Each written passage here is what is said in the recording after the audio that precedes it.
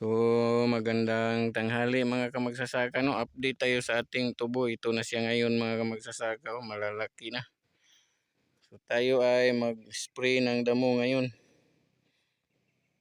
Yan. So habang ganito pa sila kalaki ay siguraduhin natin na makapag-spray na tayo para madali silang patayin. So ito kasi ay tamang-tama ang timing na ganito kalaki ang mga damo. 2 inches ang haba o ang laki nila. Ito kasing ganito mabilis lalaki yan, no? Mga nasa 6 inches na yung gagapang kasi yan eh. May mga yan, may mga tinik. Pero madaling patayin ito. Pag makaamoy lang ng ng herbicide, patay na yan. Yung mahirap patayin eh ang ganito, itong ganito mga kamagsasaka. Oh. Ito ang medyo mahirap patayin. Pero pag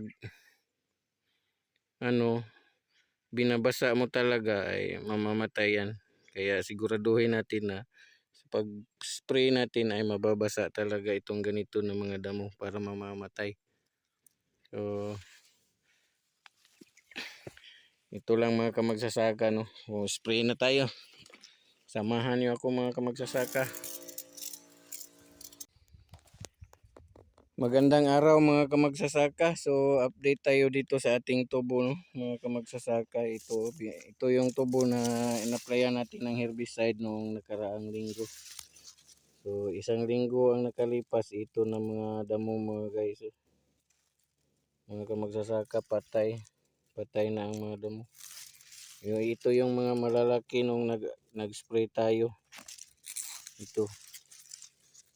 Malalaki na sila. Yung mga maliliit nandito.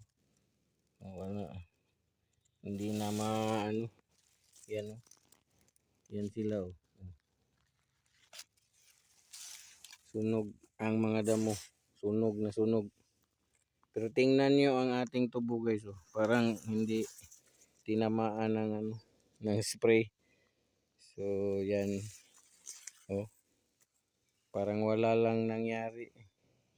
Yan ang kahalagahan ng variety ng tubo na resistant sa spray. So, pagpili ng variety, piliin nyo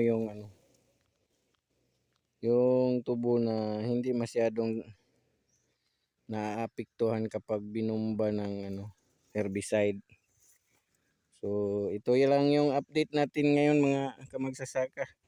So dito sa tubo natin nakapag-apply na tayo ng unang